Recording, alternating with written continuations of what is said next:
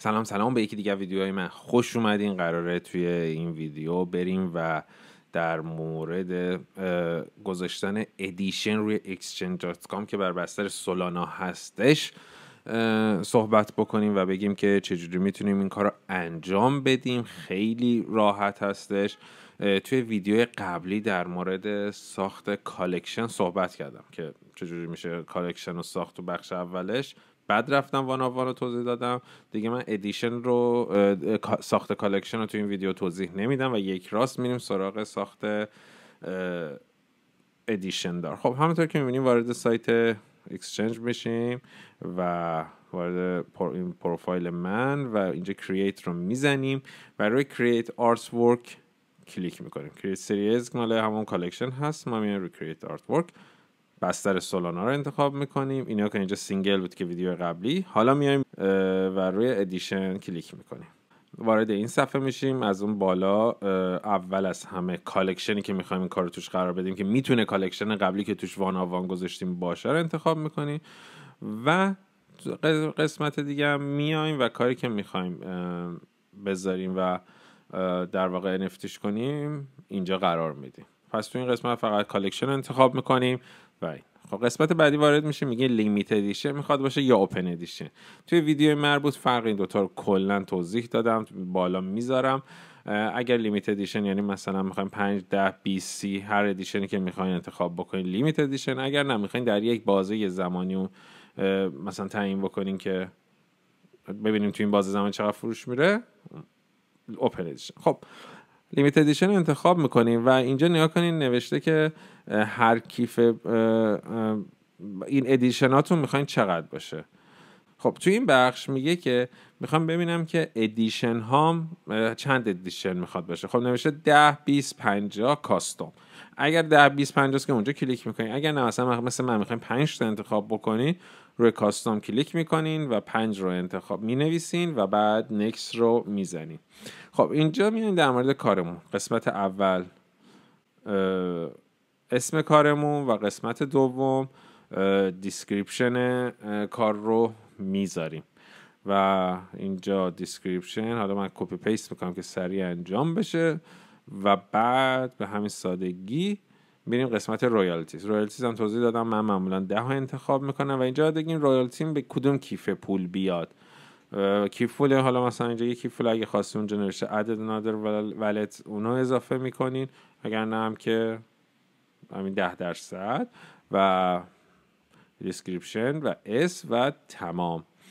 خب حالا این دو قسمت هم آپشنال هستش، حتما نباید مثلا چیز بکنین و بعد میزنیم مینت آرت ورک. حالا میگه که با کدوم ولتتون وصل شه و کدوم ولتتون رو میخوایم مینت بکنین.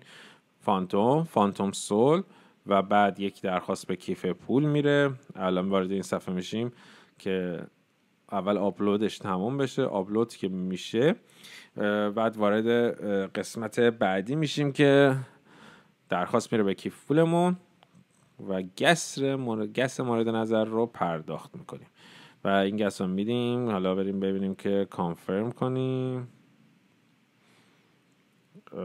همه چی اوکی. گس رو کانفرم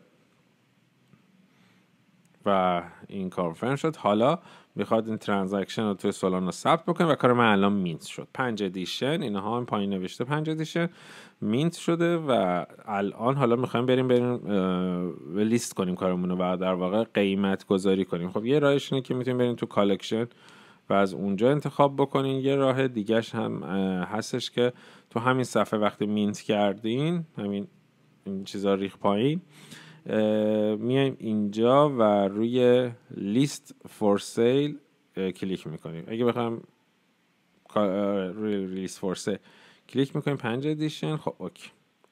حالا وارد صفحه دیگه میشه. میگه بر اساس کدوم یکی از این ارزا میخوای کارتو قیمت گذاری بکنی. خب ما سولانا رو انتخاب میکنیم.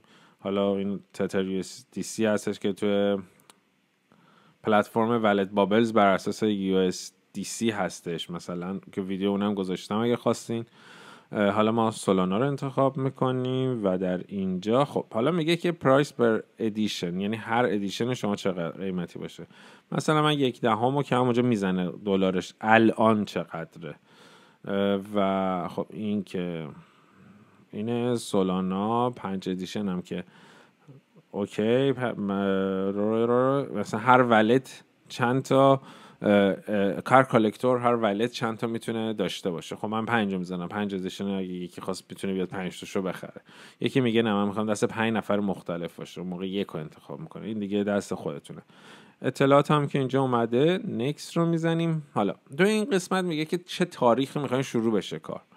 مثلا میخواین الان لیست بکنیم، مثلا گس پایینه، الان میخواین لیست بکنیم برای مثلا 5 روز دیگه، 6 روز دیگه میخواین شروع بشه، 7 روز دیگه میخواین شروع بشه. اگر نه start immediately رو میزنین و اینجا میاد immediately و تمام اینا start immediately اینجا اومده. کلیک میکنیم و یه ایرور میاد گس کمه. من اینو درستش کنم. خب الان اتفاقا خوب شد که این اتفاق افتاد. الان من میام تبدیل و اینا میام.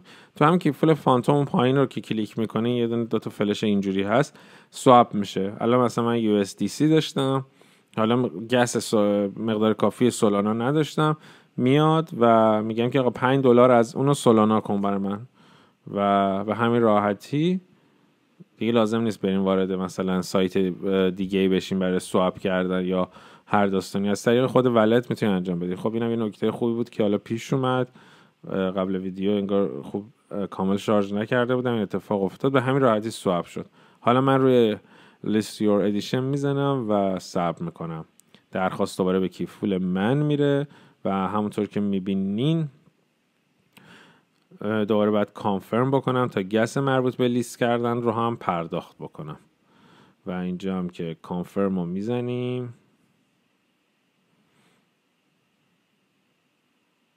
یکم صبر میکنیم. one step closer approve the transactions. خب و کانفرم مجدداً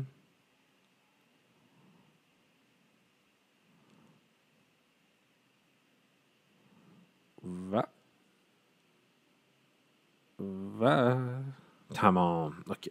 خب همونطور که میبینین کار من لیست شد و الان این کارم میتونم دیگه برم توییت کنم و آماده یه شیر کردنش توی توییتر باشم و ادامه کارهایی که بعد انجام بدم در این مورد.